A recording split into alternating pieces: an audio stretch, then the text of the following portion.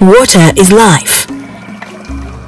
Every 20 seconds, a child dies as a result of poor sanitation. That totals to about 1.5 million deaths a year. Put another way, 4,500 children die every day from waterborne diseases, and 1 in 6 people lacks access to safe water. The worst hit are children and adults in urban informal settlements habited by low-income earners.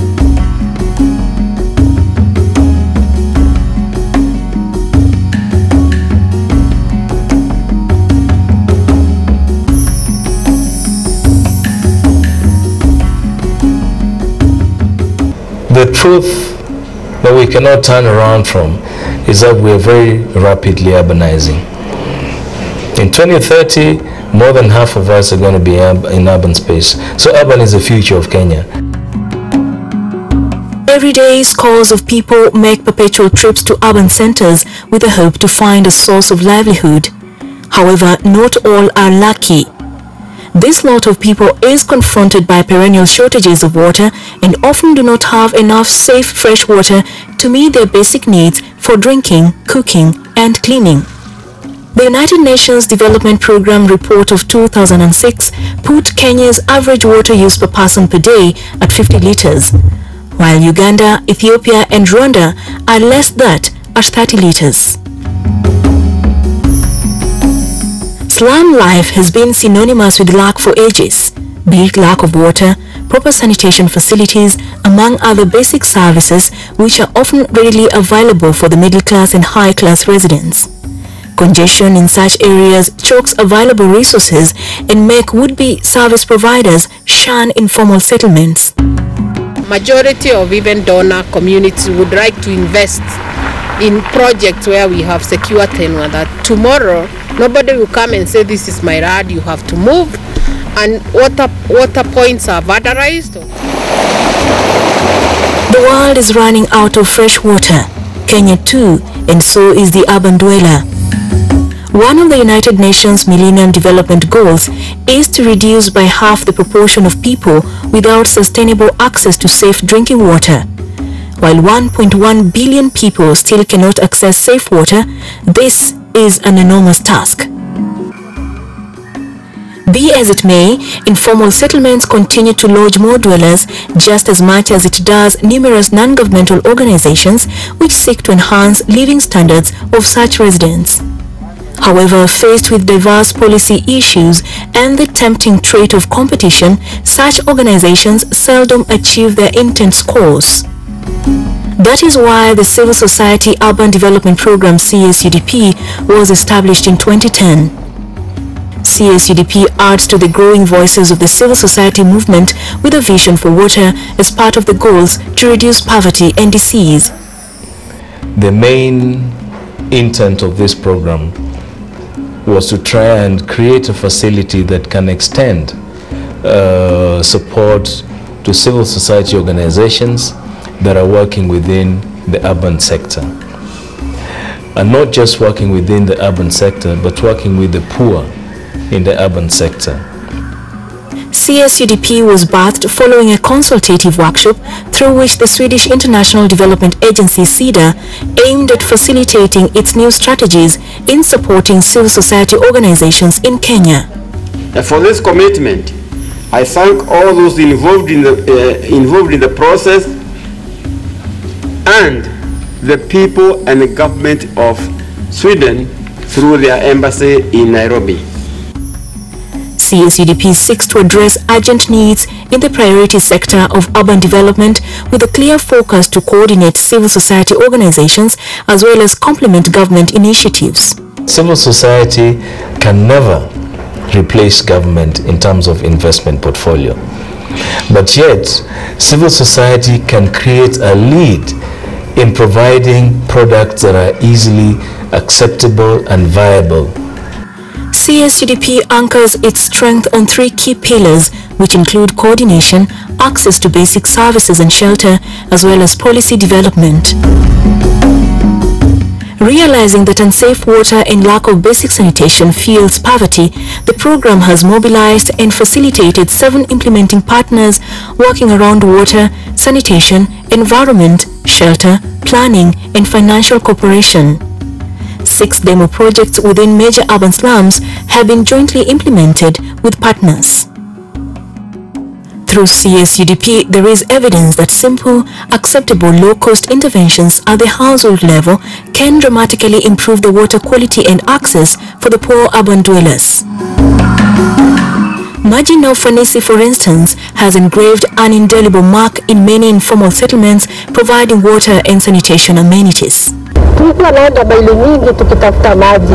Tulikuwa hata mahali ya kwenda haja ndogo hatungepata. In collaboration with other stakeholders, the facility was put up. It has increased access to water and now serves as a revenue earner for the community. Tuliweza kununua kashamba kutokana na pesa zile kidogo tunapata kwa mradi, na sasa hivi ikisha kugawa kila member atapata plot moja moja. Maji na Ufanisi has spread its refreshing wings to schools too. In Kariobangi North Primary School, teachers and pupils alike now pride in their sanitation facilities, which received a timely makeover courtesy of Maji na Ufanisi.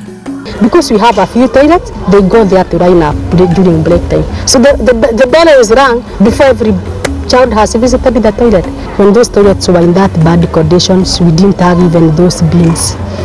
It would be a problem even for girls because they would go, their pads, they used pads, they have nowhere to put. You would find some of them putting them in the pocket after using it, after it is used. They fold and put in the pocket where they have nowhere to put, waiting for evening to go and throw in the house. The girl child can now experience freedom and enjoy lessons of life even during that time of the month. It is not only pupils who have a reason to smile, but teachers too remain forever grateful. Clean water transforms children's lives, promotes hygiene, and is essential for their well-being. This is Kariobangi North Primary School Wash Club. The school thrives in cleanliness through a wash club that is engineered by teenagers.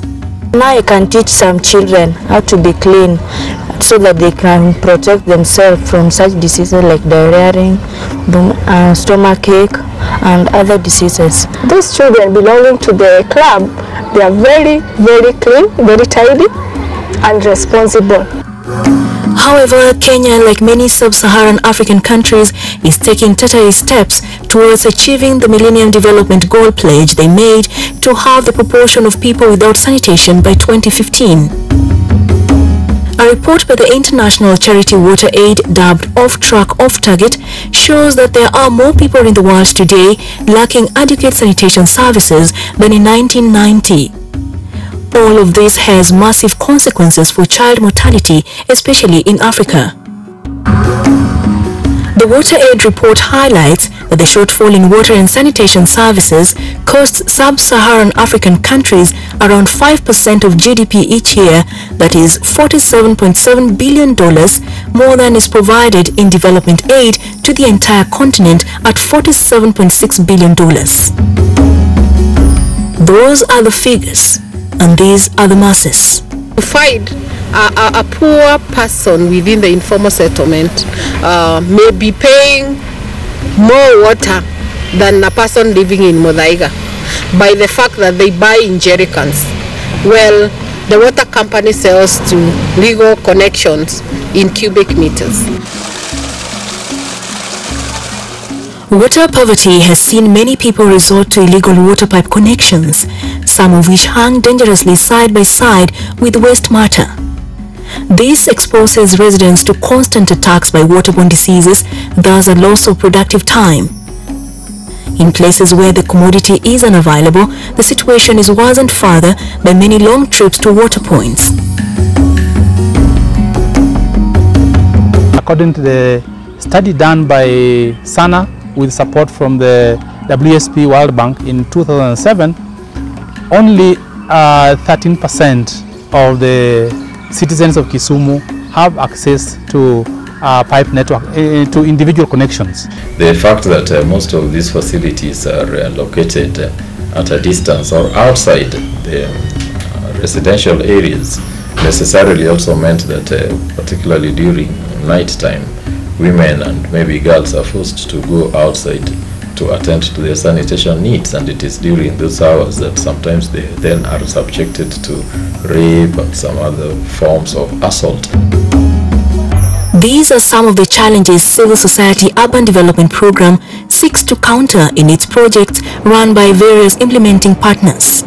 CSUDP has adopted a DISC principle that essentially focuses on achieving product depth as opposed to diversity, moving from innovative approaches to invention, advancing synergy as opposed to singular approach to interventions, and dissuading civil society organizations from competing and instead complementing each other and the state. If you can move from singular to synergy, then you're often very able to look at space, a spatial space, and say that there are comparative advantages of different organizations. So if it is somebody doing water and sanitation, and I want to come in with waste management, how does this link in? So that we create a chain within the spatial area of intervention. In collaboration with government line ministries and utility companies like the Nairobi Water and Sewerage Company, CSUDP's implementing partners have succeeded in improving water connectivity and supply for the urban poor. Korogocho Slum is one such settlement that has gained under the CSUDP project of promoting association, governance and equity. Powered by Umande Trust, the Kaola Tumaini Youth Group proposed a modern biocenter within Korogocho Slum. However, current slum upgrading processes and road construction hampered their master plan, and they had to renegotiate for a lighter basket to run with: water kiosk. The facility came as an angel of mercy for a neighborhood which previously described water access in terms of kilometers. We tried to lower the prices for these services, the water being 2 shillings, and the sanitation blocks would go for between 2 and 5 shillings. The kiosk is made of recycled plastic and pans a water tank complete with a hand pump. It also clutches up a solar panel that powers mobile phones for locals at a cost. It can be assembled anytime, so if this youth feel like it's not getting any profits here, they can always take it somewhere else where they think it is a place where they can get more people. Top floors are used by the group to make as much money as they want, either from video shows, or some have done it as a hall, some have done it as rental offices. Again, on the Habitat intervention, Umande has attracted private interest. So with Safaricom and others, and they're now planning to roll out 100 of such units.